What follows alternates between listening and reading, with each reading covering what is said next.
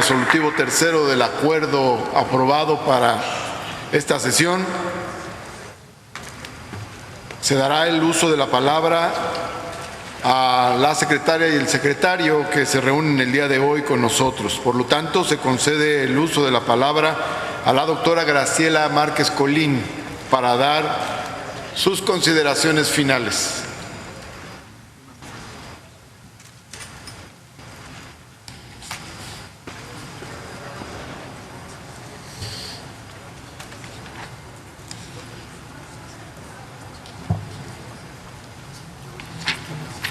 Gracias.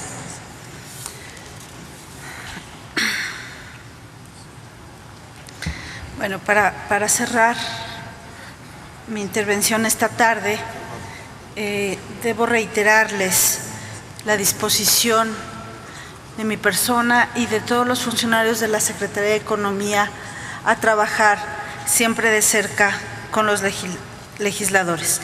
Hemos tenido en distintas ocasiones ya oportunidad de tener una interacción muy productiva con las comisiones y reuniones individuales que para nosotros al menos han resultado muy valiosos.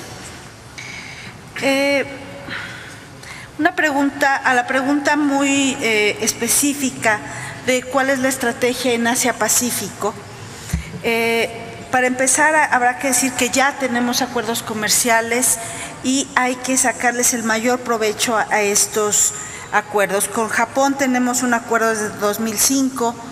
En diciembre del 2018 entró el Tratado Integral y Progresista de Asociación Transpacífico, TIPAT, pero mejor conocido como TPP-11.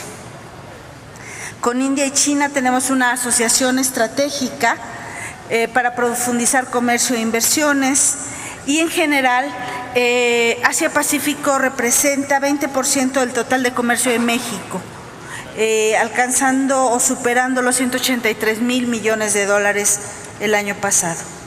Además, y como parte de esta estrategia de diversificación, debo aquí informarles que junto con el canciller estamos preparando una misión empresarial a China para buscar un acercamiento entre empresarios y buscar nuevos mercados.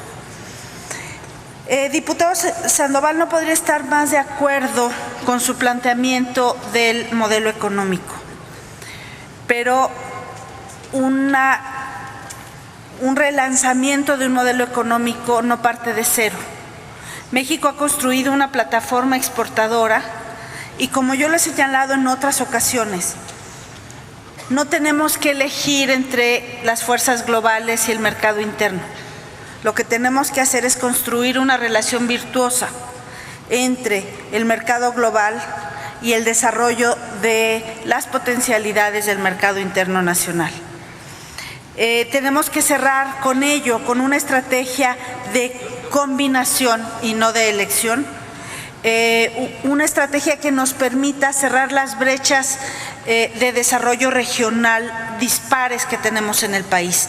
En el país tenemos un problema de desigualdad que no solamente pasa por desigualdad de ingreso, sino desigualdad regional. Por ejemplo, sabemos que el Bajío es una región dinámica y que crece a 4.1%.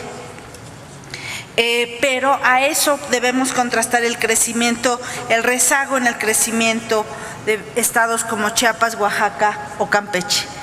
Por ello es que necesitamos impulsar no solamente la plataforma exportadora, sino sobre todo profundizar políticas que nos permitan encontrar y desarrollar las vocaciones productivas regionales.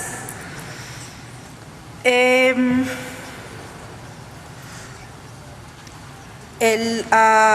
diputado Romero Hicks. Estuvimos y estamos listos para ir a la OMC, pero no podemos ir a la OMC si no tenemos los aranceles.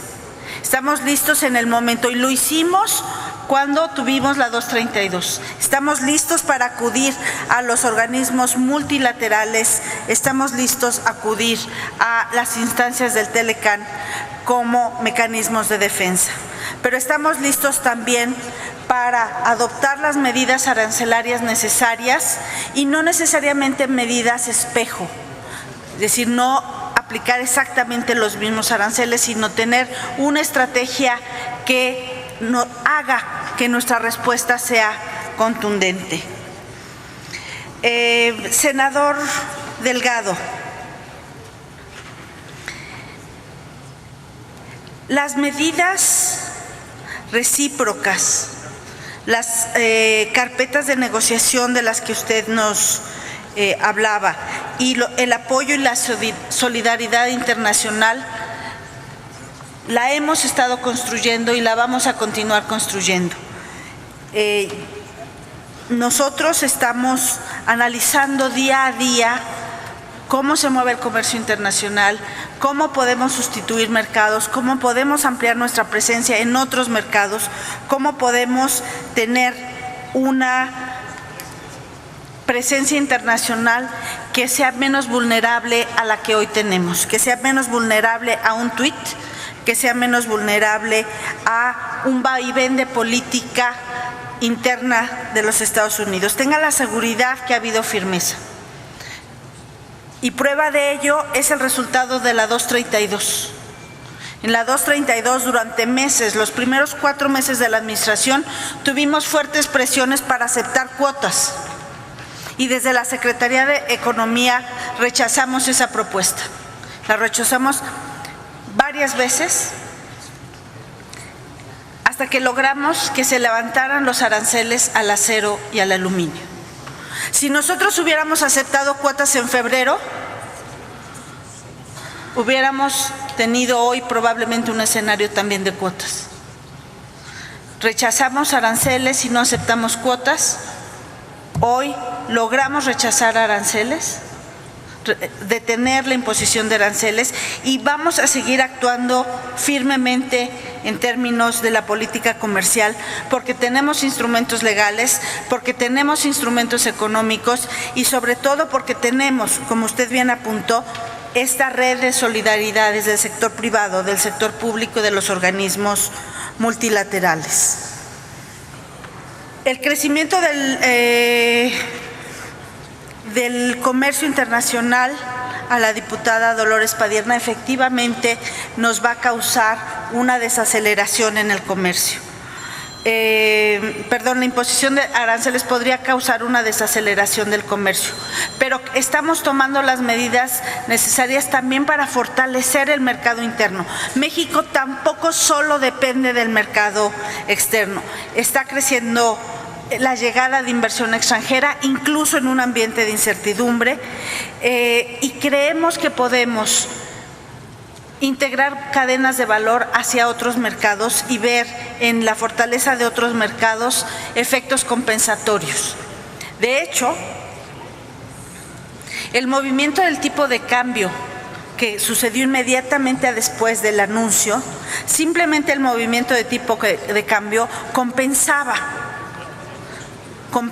el 5%, la amenaza del 5% inicial. Entonces podríamos ver que estamos trabajando de manera coordinada en el gabinete económico, con Cancillería, con otras secretarías también para mitigar los efectos de empleo. Hemos estado trabajando, y algunos de ustedes así lo han constatado, con la Secretaría del Trabajo. Creo que con eso estoy dando respuesta a la mayor parte de sus cuestionamientos. Me gustaría simplemente cerrar esta intervención diciendo que trabajar juntos, lo que hoy acá se manifiesta como una propuesta, este trabajo conjunto lo hemos impulsado desde la Secretaría de Economía, hemos trabajado muy bien con los legisladores y creo que lo podemos seguir haciendo. Como decía al inicio de mi intervención, les invito siempre a tener en la Secretaría de Economía un colaborador confiable, un colaborador que nos interesa saber y el sentir de nuestros legisladores. Vamos a privilegiar el diálogo, porque así creemos que es una manera de enfrentar esta adversidad, esta inestabilidad. Pero este diálogo, privilegiar el diálogo, no significa poner en riesgo valores fundamentales de la política exterior mexicana y en general de la política comercial. Privilegiar el diálogo donde salgan intocados la soberanía nacional y los acuerdos legítimos. Por eso es que nosotros consideramos que mantendremos el diálogo con los Estados Unidos para avanzar en una ruta donde no solamente se resuelva el problema de los aranceles, sino que con nuestros socios de América del Norte. Porque en América del Norte nuestro socio no es el gobierno, o no solo es el gobierno de Estados Unidos, son los empresarios, son los consumidores, son las pequeñas y medianas empresas que conforman las cadenas de valor. Con esos socios tenemos que encontrar espacios de diálogo para construir una economía más fuerte. Y finalmente, y ya nada más para cerrar, no tengo tan clara la posición como la tuve con la representante Pelosi y prefería dejarlo así. Muchas gracias.